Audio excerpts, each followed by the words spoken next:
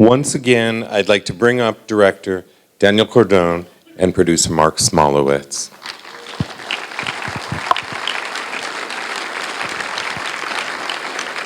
Thank you. Thank you so much. Thank you. It certainly was fun watching it with the local audience. It seemed to get every little nuance Yes, of it's every nice to little have thing. someone So. that gets the references. Should we bring everyone up? Yes, let's bring up the men from Desert Migration to join us for this Q&A. Okay.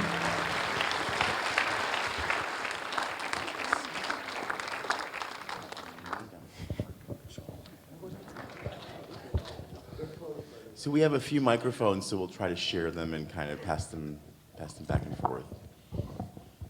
Okay, Daniel, let me start with you. You touched on this before the screening, but will you give us a little more background on the genesis of the film, how it came about, how you got the gentlemen together? Wow. The idea just came from a lot of different places, but I was struggling with some personal issues, and I started sort of trying to do that comparison thing that you kind of do, where you sort of think, well, my problems are very insignificant in relation to what other people have been through. And a lot of people in my social circle were older men who had lived through, the plague years of HIV and AIDS. And so I was looking at that idea of how you get your life back, or how you put your life back on track after everything has been taken away from you, your life, your friends, your health, your home, your job, everything. And so that kind of helped put my own problems in perspective, I guess. And at the same time, it occurred to me that this was a story that hadn't been told, certainly not as a film. There'd been sort of art projects dealing with people aging with HIV, and I thought this particular community was kind of unique in terms of the men who came here and the locale and the desert. And visually, it struck me that it was going to be a really interesting sort of thing to do. So then I combined some esoteric art house movie influences, and I came up with this kind of idea to do it in this fashion. And the men were sort of drawn from various sources. Some were people, as I said, I knew socially. Some people were from an advertisement I put in the Desert AIDS Project newsletter. And some people, like Ted, for example, I just ran into in the street when I was looking for my dog and he was walking his dog. And was it Buster? Yeah. Yeah, so yeah, so Ted's dog was responsible for me meeting Ted. So it was all very fated. There wasn't much intellectual planning. It was sort of just letting the universe bring it all to me. Mark, Yes. your organization is the HIV Story Project. Can you tell us a little bit about the organization, how and why you became involved in this film? Sure. So in 2009, a filmmaking partner and I, based in San Francisco, we started a nonprofit called the HIV Story Project, and it was really one of these passion projects that was a labor of love for us. We noticed that there had been a bit of AIDS fatigue in the independent film world. I don't think we were the only ones that hadn't been noticing that, because there have since been several very good documentaries that sort of captured the history of the AIDS pandemic, We Were Here, and How to Survive a Plague, among them. But we basically wanted to kind of reignite the storytelling arc, and kind of make good films about HIV and AIDS. And we've made prior to Desert Migration, we've made 2 other films. One is called Still Around, and one is called Keep the Promise, and they've done very well for us. And we also do a lot of work with HIV/AIDS nonprofits. We produce, media content, public service announcements, fundraising videos, and we also have a beautiful interactive video storytelling booth that we stage all over the country. And you can check out those videos. It's at generationshiv.org. And the purpose of that online video project is to kind of get people from different generations talking to each other about the AIDS crisis and kind of how it's all impacted and affected us. But with Desert Migration, it was really a natural outgrowth of knowing Daniel, because Daniel was one of our Still Around filmmakers. So Still Around was a short film compilation, 15 short films that were made decidedly to kind of capture people's stories who were living and thriving at the time of the 30th anniversary of HIV and AIDS. And I worked with Daniel on his film that was part of Still Around, and we became close friends. At the time, he was living in San Francisco, but then he eventually moved here. And he reached out to me, wanting a producer to kind of step on board and help make this project happen. It's interesting because I sort of joke lovingly that this is kind of 1/8 of what I do, because I make films about all kinds of things. But this has definitely emerged as sort of a sweet spot. And I think, you know, where we are at this moment in the pandemic, there's just a real need for these kinds of stories to be kind of beautifully produced and shared with the world. You know, when Daniel brought this to my attention, you know, I had an instinct that the stories of long-term survivors were going to be the stories that needed to be told, you know, and that there would be almost kind of a national zeitgeist around HIV and aging. I mean, all the men here are sort of represent the first generation of out gay men that are aging into retirement and are doing so with all the wraparound concerns that come with aging, whether we're HIV positive or not. You know, these stories I think are really quite universal and quite representative. What you see here are, you know, touch points that are familiar for everyone who is aging. I mean, obviously the nuances of living with HIV are quite specific, but I think when you look at these stories in broad strokes, you know, audiences everywhere are connecting with these men and their stories. And also, Daniel and I are also long-term survivors living with HIV, so we have a personal investment in making sure that these stories are shared and that we are kind of combating stigma. And so the HIV Story Project seeks to partner with filmmakers who want to kind of end the stigma that is around HIV and AIDS. Thank you. Okay, guys, I'm just curious. Is this the first time any of you have seen the film on the big screen? No, you've all seen it. Okay. Bill down the end. Oh, Bill. I'm the short one at the end. Hi, Bill. You are really tall. I just want to know how it felt. Now you have tall jeans. How it felt for you, Bill, to see yourself 40 feet tall. Well, it was much better than more affecting than I thought. It was really, I was very impressed, and I think the cutting was wonderful. The music was terrific. Yeah. And you know, it just did a really wonderful job, and I found it uplifting. Great. I have to agree with you. I saw the film earlier on a small screen, and the other day when Daniel and I met, he said, seeing it on the big screen makes a huge difference, and indeed it does. It was really quite breathtaking. Okay, I'm going to open this question up to any of the guys, so I'd like to hear from at least a few of you. Tell us your experience of making the film, and is there anything particular about the experience that stands out in your mind? Doug, you're holding a microphone. I've got the mic, I might as well start. Well, since Bill saw it for the first time, I don't know about you all, but the first time I saw it was a surreal experience to see yourself up there. And so the first time I was sort of like trying to parcel out exactly what I was seeing up there, because I was wondering what's going to happen next, what am I going to say next. So I didn't really settle into enjoying the movie until the second time around. And then I got it. And it's interesting, having seen it the third time now, I got a lot more out of what everybody's stories were. And one of the biggest takeaways for me was actually Keith's line, which was, where's Keith? We have a day. I love that. That's kind of like my new mantra. So I sort of gleaned new stuff from all of you this time, which is really cool to see. For me, it was a nice experience to be part of, and Daniel knows this, that I went into this movie with a different intention, and when you sign up for something like this, you sort of sign away your rights for your life to have it shaped towards how his vision is. And so I came in with this actually with the vision of hoping to inspire people, because I was very sick. I mentioned in the clip that you saw me when I was doing Cats on Broadway, and I got very sick. From that, it was PCP, so I went from the kind of the elite HIV to the full-on AIDS, and this has the stigma, as you mentioned. So that was the whole thing that I wanted to get into the movie. That I had gotten really sick in 2005 and was a goner. I had the wasting of the face. Girl enough.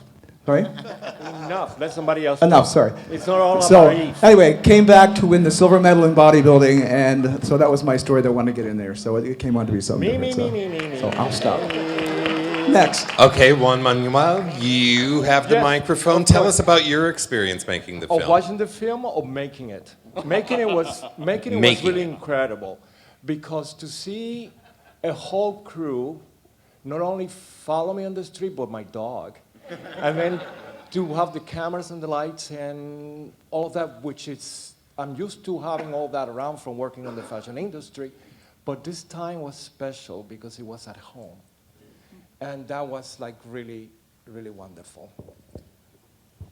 Anyone else want to share their experience? Keith? My experience. Sorry. This is Doc, and Doc. my experience on the in actually being in the film and filming the film was actually one of a bit of wonder at the amount of effort required to make something like this happen.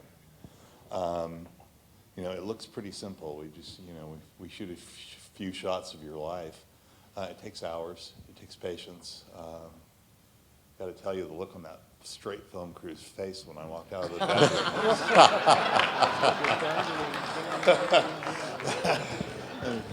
Pretty profound. They took it well, but it was I could see it was hard on them. But the issue around that for me is that the process of doing the film actually for me was cathartic, and the act of watching the film now for the third time is even more cathartic. And what has come to the fore in the process of working through and being there for Daniel and doing, and basically what he asked me to do was live my life as I live my life, and he wanted to shoot that. And but putting in perspective with his vision has actually helped me come to terms with some things surrounding survivor guilt that I wasn't aware of that was impacting my life. Yeah. And so I'm really grateful for the opportunity to have worked on the film. So that's pretty much it for me. That's great. Keith? Doc, you used the word cathartic, and that's what I was going to say also. And Daniel had mentioned that to me when I had once we got through the initial audio and then the visual filming, two separate things on the film. And I was nervous. I was like, oh my God, I'm putting myself out there now to maybe some people who know me that don't know that I have this. And as I said in the film, I knew how much to say to certain people, other people you didn't say things to, and just live your life. And Daniel had said, maybe cathartic for you. I did not realize the far-reaching effects. And I would like to mention something personal right here, is that this film that Daniel has created has pulled friends of mine and a couple that are here tonight, Mary and Don Avery from Las Cruces, New Mexico. They drove here for this film tonight because they so believe in Daniel's vision and what he was doing, and plus Mary and I have known each other for almost 30 years. And then they wanted to see all the stories up here. And I think that support has really made this whole film, and being a part of it, an effort well worth it. Thank you. Thank you. And this is to Will, that he's no longer with us. And it's a shame. I have no idea what else to say about it, but we miss him. Keith, you touched on something that relates to my next question. For you guys, what has been the reaction of your friends and family that have seen the film? Hi, it's Michael. Hi, Michael. The reaction has just been this overwhelming outpouring of love and support, and it's been, I didn't know what to expect. I've mentioned to Daniel a couple of times about how I pushed my boundaries with vulnerability and participating in the project and revealing, things about myself, and letting that be known at a social level, and just the prayers and the good wishes and the goodwill and good nature and just the goodness of people that I've experienced in the just brief encounters that I've had with people who've encountered the movie have really uplifted my spirit and makes me feel like the world's a pretty one beautiful place. That's great. Anybody else have any reactions from their friends and family to the film? Briefly, I'll recount a story that happened recently. Most of my friends, many of my friends are my age, and they're San Franciscans, and so they were through the worst of the crisis, and they had similar reactions to me. You know, the experience of having relived it, hearing a bunch of different people's tales, and that sort of thing. I was actually quite nervous last week. My daughter's 35 years old. My partner and I raised her in San Francisco in the heart of the Castro during the worst of the crisis. And she's 35 now. She lives in New York City. And last week she saw the film with her boss. And you know, she apparently closed her eyes during certain scenes. That's what I get here. But her fear was, and I think this is a tribute to Daniel's vision, having lived what she lived through as a child and seeing as many people go as she saw go, which is very hard for an adult, much less a kid. She was 11, 12 years old. She was absolutely terrified to see the film because she was afraid it was going to drag back the pain of all those years. And what she told me was, what it did is it soothed the pain because it's told the story of people moving on. Excellent. And that was really good. Anyone else? Yeah, Jeff. I think we're now kind of finally at a place 10 years, 15 years after the cocktail has been put out there, where we can really start to deal with the fact that we are overcoming this trauma, and to be able to like watch 13 people in the film start to talk about their stories. I think it's really deeper and more meaningful because people are starting to like really get through it and get over it. Anyone else? Okay. Now, the Desert AIDS Project has had a large influence on each of your lives. Can any of you tell us more about the impact of the organization for you as an individual? Well, I've been a client at the DAP for 19 years.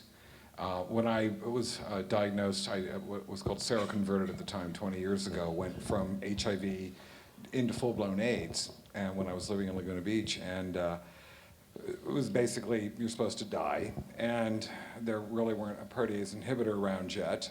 My doctor at the time, Dr. Jorge Rodriguez in Newport Beach, would not put me on AZT because he said it was killing more people than helping. And so I always maintained that. So we had a place, my former partner and I had a place out here in the desert, so I came out here to live, the express intention of living, and heard about this place through the AIDS Foundation in Orange County called the Desert AIDS Project on Vela Road. That'll take a lot of you way back. And became a client there, and they so helped me get connected in with services and things that could help me not only bring my health back up, because I weighed about 100 pounds at that time, and to actually get your health back, to get your brain back. I've lost a lot of motor skills, and it has been instrumental ever since, because then shortly after, when I was well enough, I went on their AIDS speaking circuit.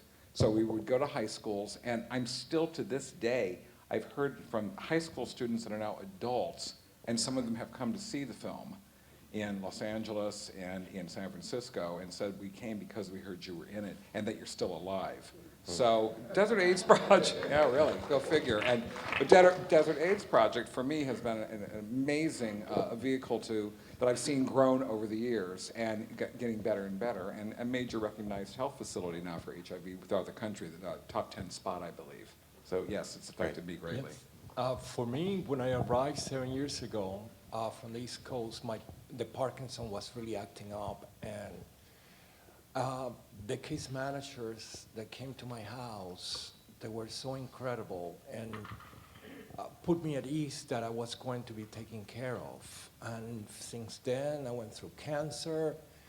The case managers came to the house.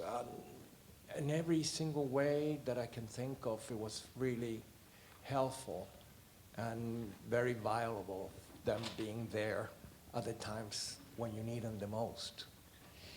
Anyone else want to give their impressions on DAP? In addition to all the other things, I find that many, many, many of those people are now good friends. That we've just lived life together so long that there are people behind the counter that are always somebody that you know, and so it's like going home to family. Anyone else? Okay, this is a question for Jeff and Stephen.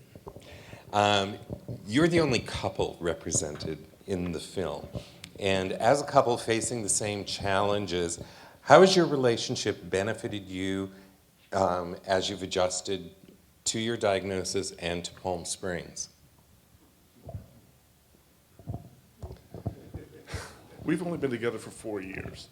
And, Oh, well, then never mind. right. So we're still newlyweds. And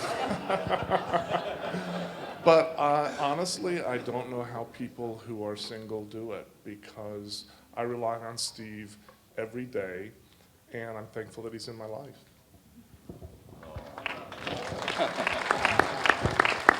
I had a partner before Jeff for a while who was negative, and all I can say is that it's wonderful to be able to have a partner who's positive and go through the same things together. And the 4 years that we have been together have been really easy on both of us. I mean, we always have our challenges, but I think it's going to be a really great thing, if anything does happen, to do it with Jeff.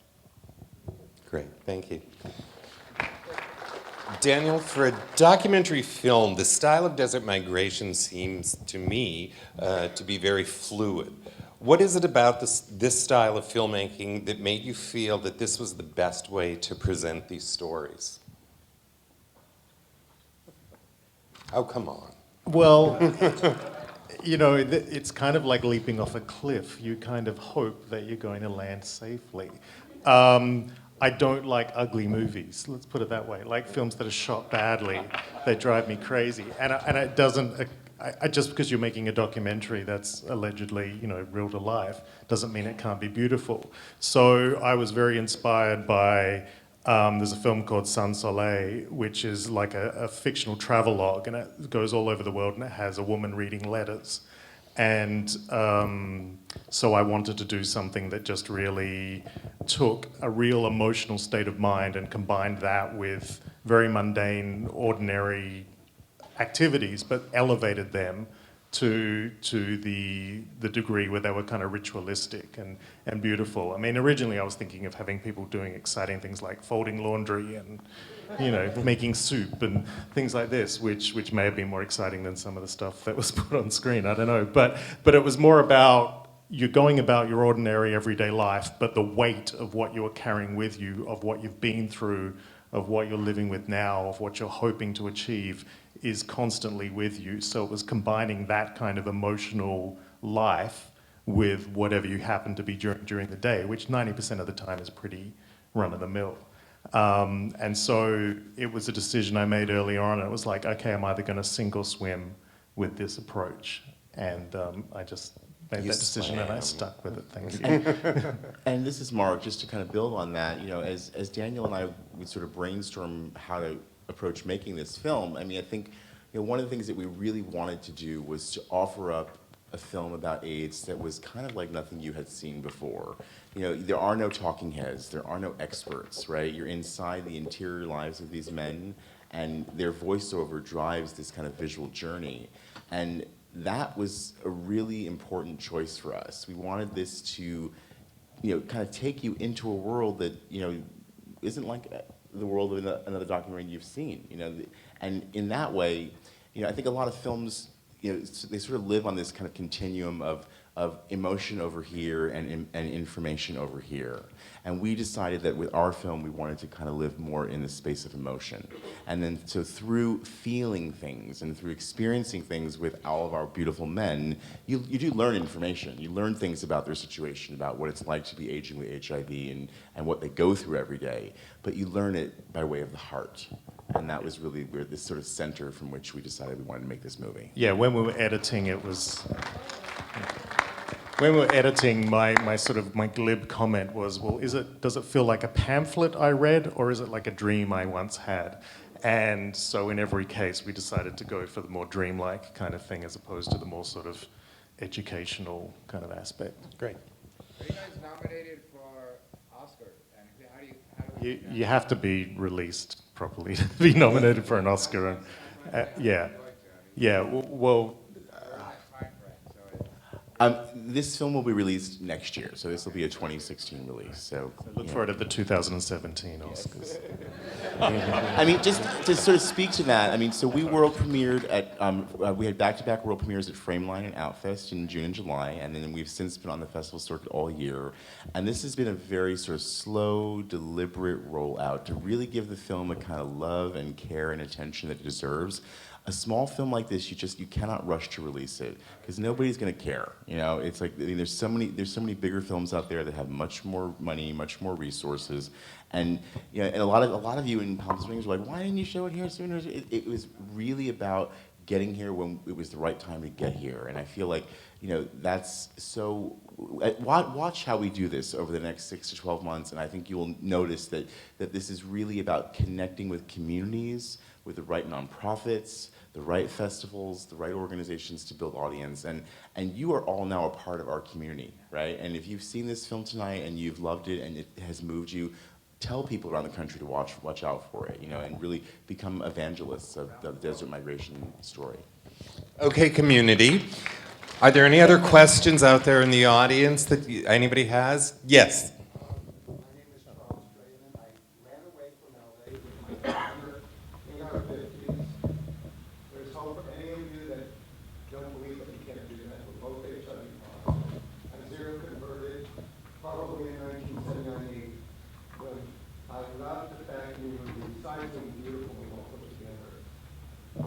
My feeling about moving down here was like the end of Long-Time Companion, which I got that feeling at the end when we had everybody come out to the desert, but it wasn't a dream.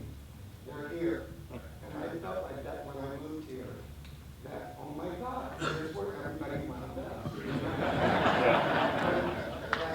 I love all your stories, and I love the fact that I've either seen all of you around, or I've become friends with you, and I've become friends with people that I knew years back dancing next to me at the dance clubs or whatever, and actually got to know them here and through our situation here.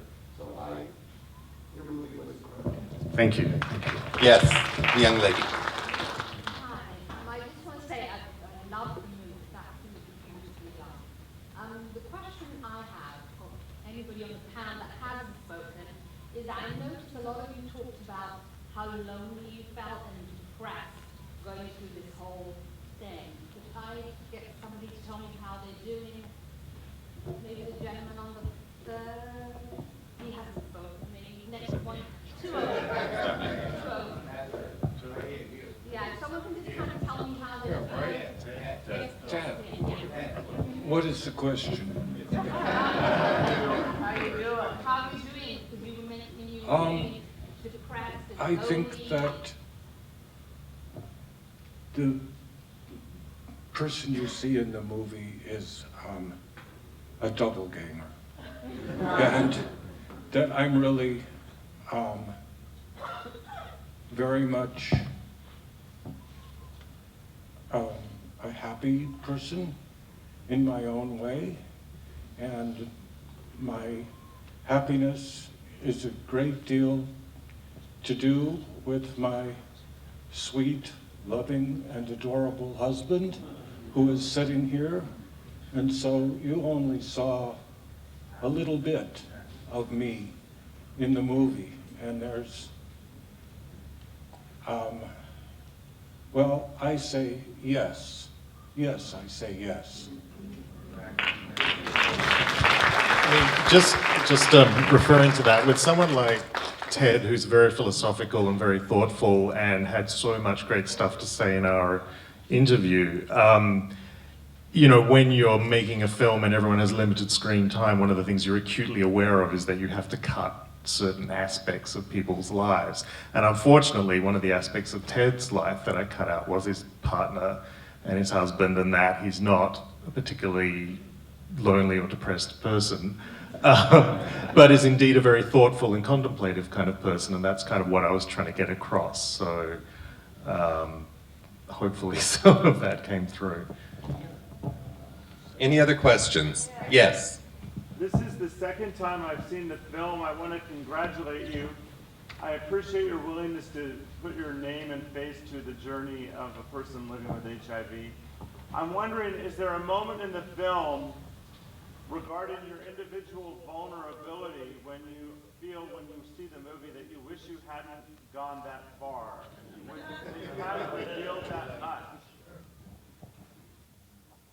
Anyone? Way too late. You know, it was a process, and I interviewed with Daniel, and immediately I thought, I can't let that guy like publish that stuff or anything, and I just gradually became used to it, and there's nothing, absolutely nothing that I wouldn't reveal, and in fact, I could kick myself for not revealing more than I did.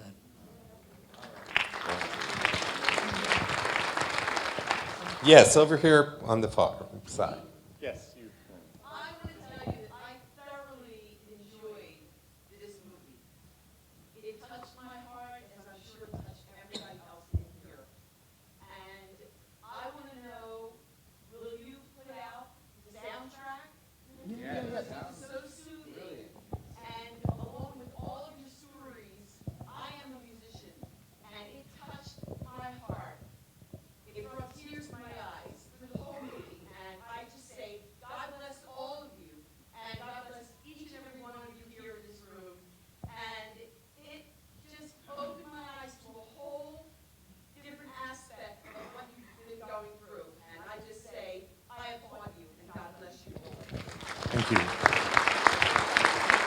I will say that there is a plan for a soundtrack release at the time the film is released, so watch out for that as well. Great. This young lady over here. The notes on the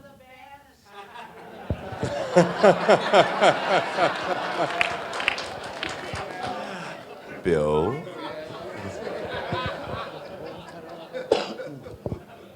I knew I was going to hear about that. I found that years ago I used to keep notebooks with me all the time, and I managed projects for an architectural firm, and so I would keep these lists going constantly. And when I moved out here, I really didn't have to have them all together. What I wound up doing was getting a bunch of Post-it pads and putting them every place that I wound up with, where I realized that I was having an idea or something that needed to get done, or you need milk, things like that. So there's that stuff that's on there. Some of that is very long term. That's why I sort through it. I was taking photographs the other day of the apartment, and I thought, oh God, there's those Post-its again. But I don't know how I get my life done without them. Yes, back here in the center.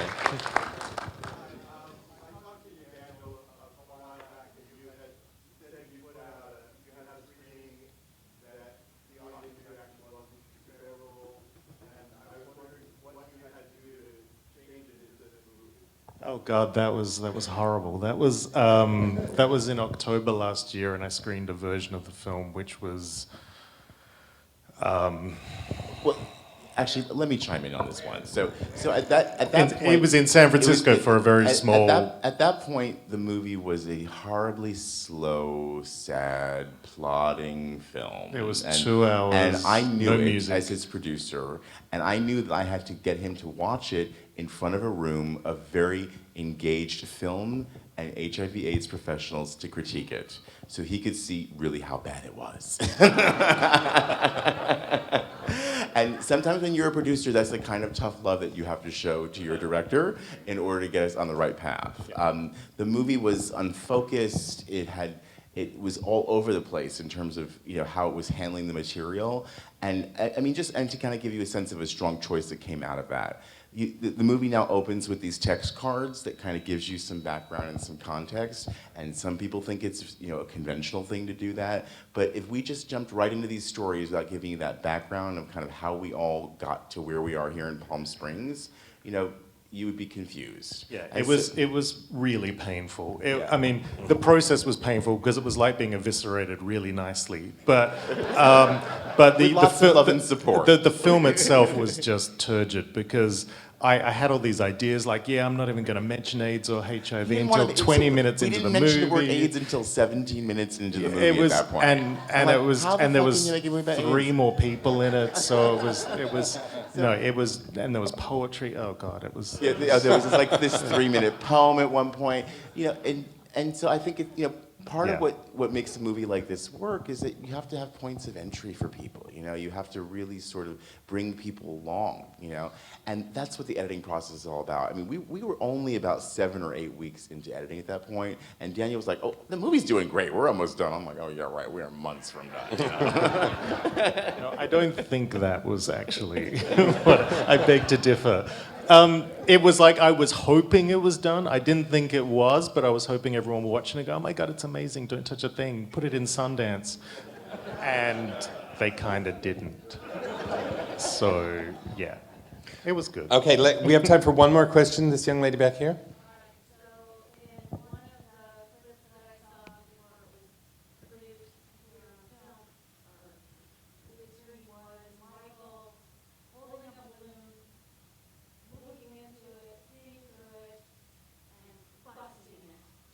Yeah, that was one of the things that we cut out after that screen. Well, basically, because the meaning behind that was because Michael's storyline was originally a lot larger and he was talking a lot about partying, i.e. using crystal meth. And so I had this very literal idea of a party, of balloons and things like that. So there was a lot of really slow motion kind of stuff with balloons and crap. And originally, his line, "You can only party for so long with 6 T-cells," was done over the popping of the balloon in slow motion. And it was just too crap. One of the cool things about the way that we made this movie was that we actually, we shot stuff and we would edit videos that we would share with all of you and kind of share our process with you and kind of figure out the visual storytelling as we worked through the making of the movie. And we actually shot this movie over a number of shooting cycles where we got to know these men and spend time with them, and then we would return back to spend more time shooting with them. And nowadays, I think that's actually a really wonderful part of independent filmmaking is that we can actually share our story development with you and kind of get feedback, and we can sort of test things out, and feel. Yeah, if anyone's interested, that clip is probably still on YouTube under the title Michael for Desert Migration. Michael pops the balloon. Yes. Okay, well, I want to thank everyone for being here tonight. I want to thank especially Mark and Daniel and all of you guys for sharing your stories with us. Thank you so much.